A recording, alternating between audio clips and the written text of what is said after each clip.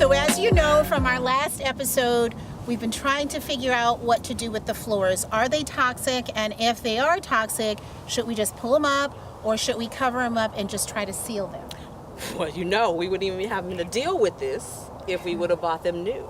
Right. But sustainability wise, we want to make sure we are recycling, so it made sense to go use. Right, it did. And then we also have the budget that we want to address. We want to make sure we stay under $50,000. And we're pretty close, which is why you notice we are starting to do a lot of this work ourselves. So anyways, we spent what?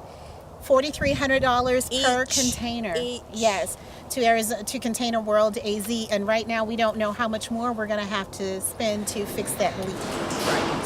So we're going to focus on the floors for now. We're going to focus Stop talking on the money. floors. We want to stay happy, right? We're almost so now we're focusing on the floors. Right.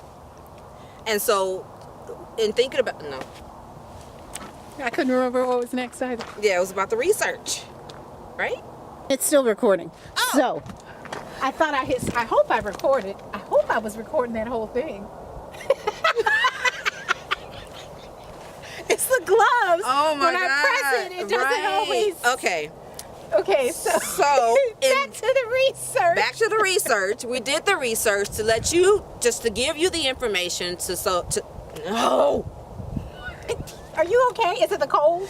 Yes. Okay, so the bottom line, the way this was supposed to go is we just want you to know that we did a lot of research. A lot of research. And so we want to give you some of the facts so that you know why you really, regardless of how you handle it, you want to address this issue. Do it or not do it. Here are the facts. From our research, it looks like there's a 90% chance that the container floors are filled with toxins. Why?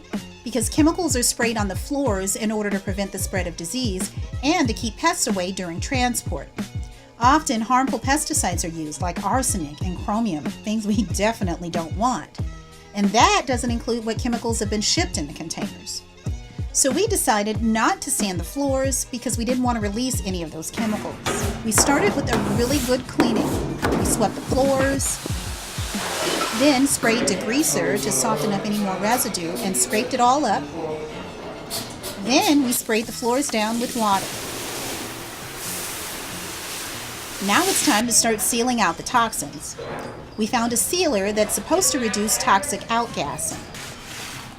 We rolled one coat over the entire floor of the container, and then we let it dry overnight. One coat down, another coat to go. The instructions only require one coat, but you can do more as long as you wait 2 hours to let it cure. So we did. Now that should have been enough, but we went a little overboard just to be sure we're getting everything out. Now we decided to build these containers at the hottest time of the year in one of the hottest places on Earth.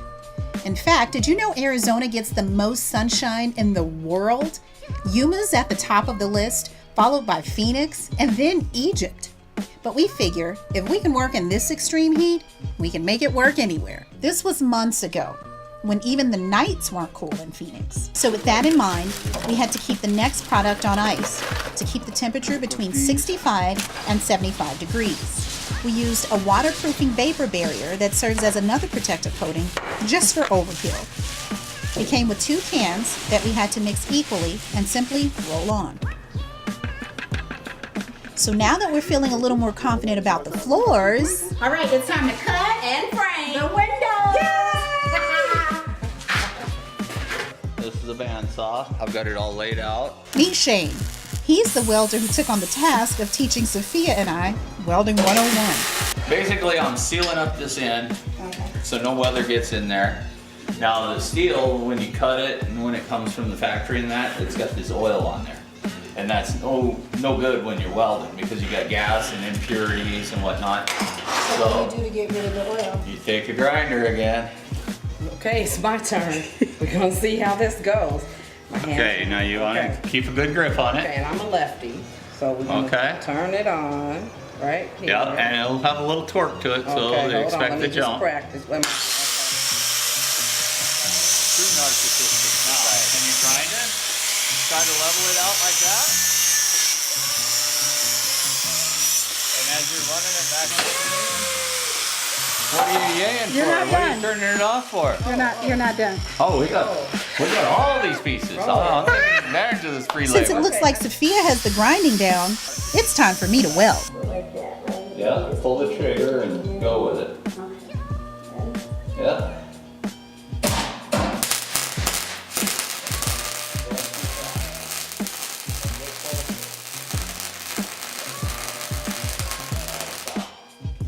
See, we're too far away. That's why we ended up with that porosity.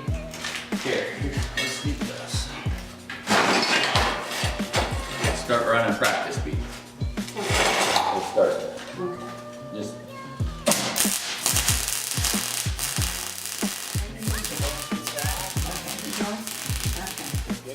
And here, oh, that's kind of heavy.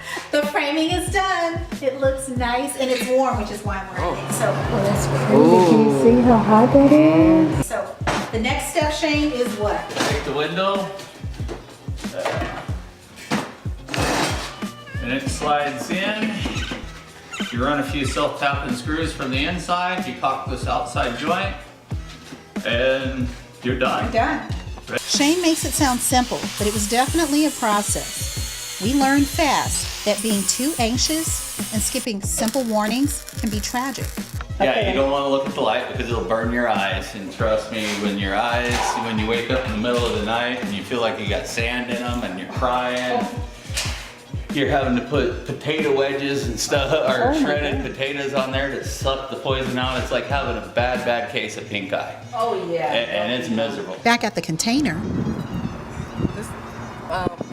So Houston, We have a we problem. have another problem. Okay, so wait, how did this, what? The wind blew this door open and it's not coming back.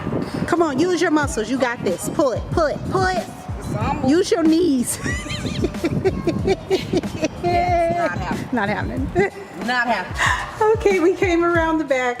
Well, maybe you should back up. Yeah, I'm over here.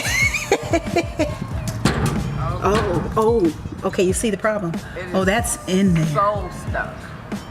Okay. Like, how did that happen? The wind. eventually we had to get a little help. Let's see if we got it. I'm gonna kick and you push, okay? You ready? 1, 2.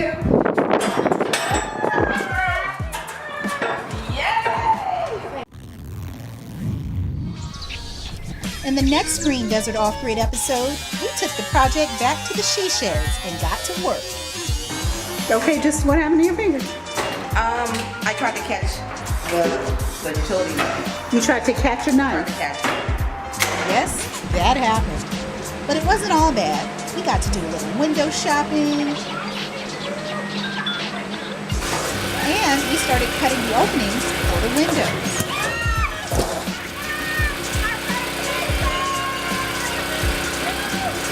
Unfortunately, the celebrating didn't last very long. So now you're gonna have to pay another craftsman to either A, use metal or wood to wrap it and give you that finished look on the outside.